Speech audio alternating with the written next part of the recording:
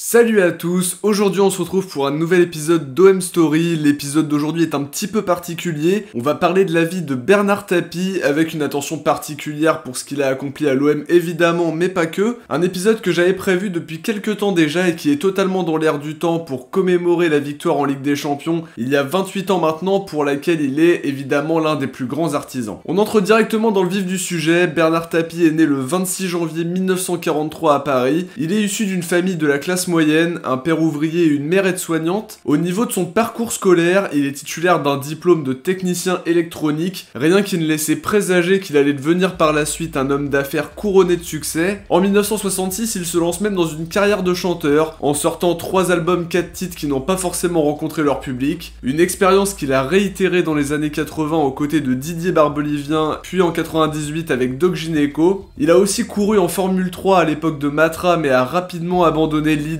après avoir perdu un de ses proches et surtout un accident qu'il a laissé dans le coma, une passion qu'il a malgré tout transmise à son fils Laurent qui depuis a repris la marque automobile française de l'âge. C'est en 67 qu'il fait ses premiers pas dans le monde des affaires en devenant vendeur de télévision. Il va décider d'ouvrir sa propre enseigne qu'il revendra quelques années plus tard. Ce qui pouvait être anecdotique deviendra finalement la première étape d'une longue série d'acquisitions et de reventes. En 74, il s'associe avec Maurice Mességuet pour fonder Cœur Assistance, une entreprise qui propose un boîtier pour les personnes cardiaques qui va s'activer et envoyer une ambulance en cas de problème. Un projet rapidement abandonné puisque la justice estimait que la publicité était mensongère et que l'ordre des médecins n'avait pas été consulté. Par la suite, il crée Club Bleu, une entreprise spécialisée dans l'achat en gros par les comités d'entreprise. Après être devenu consultant, il se lance dans le rachat d'entreprises en dépôt de bilan, un rôle qui lui permet de récupérer l'exploitation de Manu France, alors en grande difficulté à l'époque. Les années 80 seront très florissantes pour le rachat d'entreprises. À ce moment-là, il rachète Terraillon, La Vie Claire, Look ou encore Wonder, pour qui il va même poser dans une publicité en 86. La majorité de ces entreprises ont été achetées pour 1 franc symbolique et ont par la suite été revendues entre 100 et 470 millions de francs. De l'autre côté, le sport est l'une des nombreuses passions de Bernard Tapie. Dès 84, il décide de fonder une équipe cycliste, La Vie Claire. Pour que ce soit une réussite, il recrute Bernard Hinault et Greg LeMond.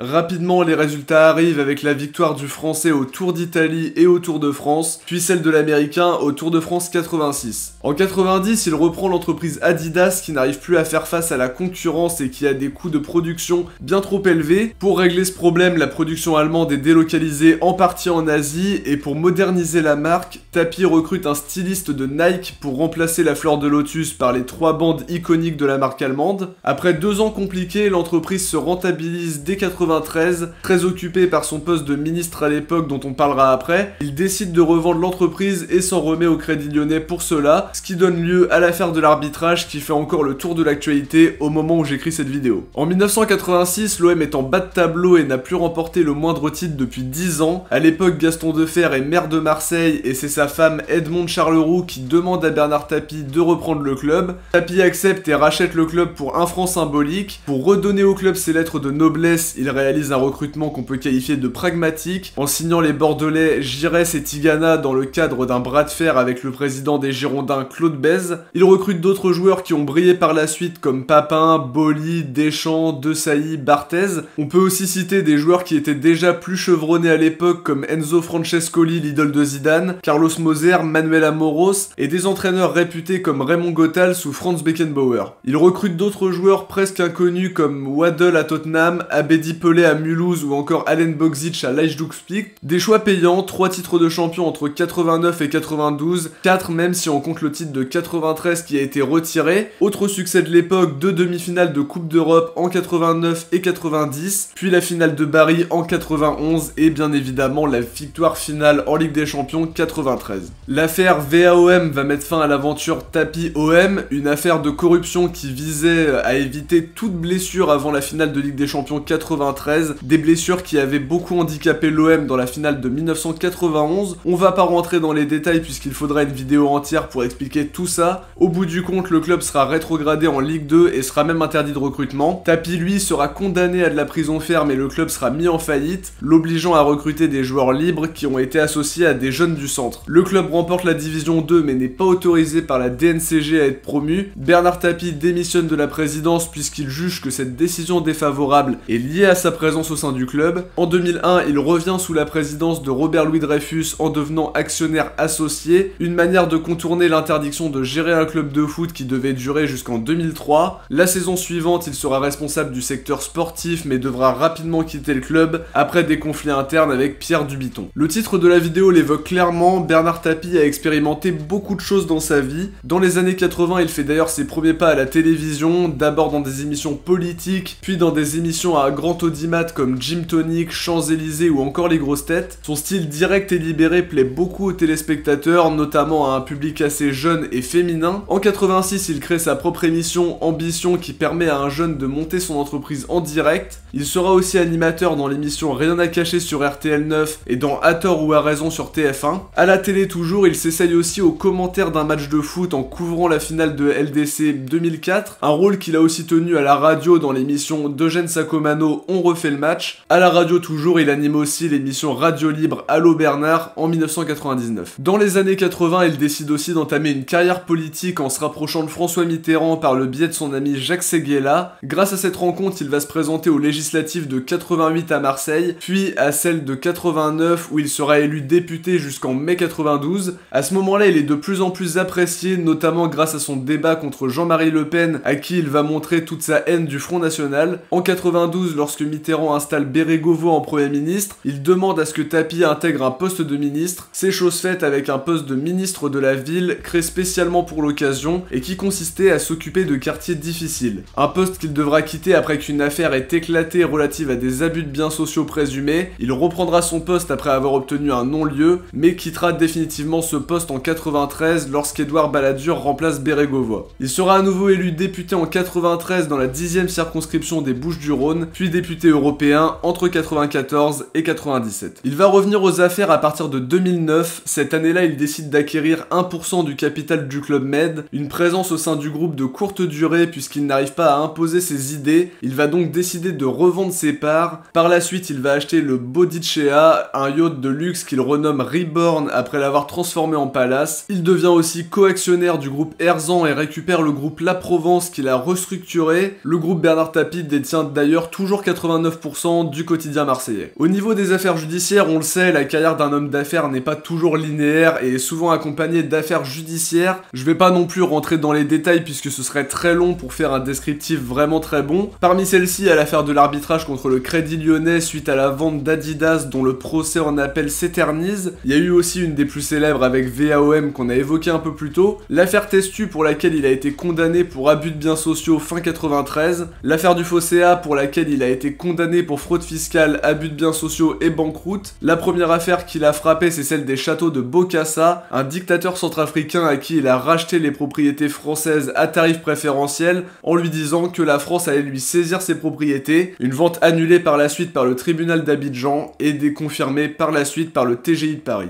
Dernière activité qu'a aussi exploré Bernard Tapie dont on n'a pas encore parlé, c'est ses premiers pas dans le cinéma. Il les a fait en 1996 dans le film de Claude Lelouch, Homme-Femme Mode d'Emploi, une carrière d'acteur qu'il va poursuivre à la télévision avec le rôle principal de la série Commissaire Valence qu'il va tenir 4 ans, puis des rôles dans des téléfilms. Il prolongera cette aventure d'acteur mais cette fois au théâtre avec les pièces Vol au-dessus d'un nid de coucou ou encore Oscar. Pour conclure sur cette vidéo, on a pu voir toutes les activités différentes que Bernard Tapie a pu occuper dans toute sa vie. Ce qu'on peut retenir, c'est qu'il a été très populaire pendant de très nombreuses années, malgré différentes affaires judiciaires qu'il a pu avoir sur lesquelles je me suis pas étalé. C'est très technique et il aurait fallu faire une vidéo de 45 minutes pour expliquer tout ça, tout en sachant que l'objectif de la vidéo était de parler en priorité du parcours de Bernard Tapie et de lui rendre hommage pour ce qu'il a fait à Marseille. Sa popularité se voit toujours aujourd'hui, notamment quand il est invité sur les plateaux télé pour parler de sa maladie, et que finalement il nous donne à tous une leçon de vie. C'est vraiment très admirable. En tout cas, pour le mot de la fin, j'aimerais lui envoyer toute ma force, à lui et à toute sa famille dans la maladie, cette épreuve difficile qu'il vit déjà depuis quelques années, en espérant qu'il gagne ce combat comme il en a gagné bien d'autres. De notre côté, la vidéo touche à sa fin, j'espère en tout cas qu'elle vous a plu et que vous avez pu apprendre des choses sur une des personnalités les plus importantes et iconiques de notre club. Si c'est le cas, n'oubliez pas de liker, commenter, partager. Pour ma part, ça a été une vidéo assez compliquée à faire, il a fallu bien synthétiser toutes les infos, puisque la vie du boss a été très riche en activités diverses et variées. J'espère en tout cas que j'ai réussi à apporter apporter un peu de clarté à tout ça. On se retrouve très vite pour une prochaine vidéo. Ciao, portez-vous bien et surtout allez l'OM.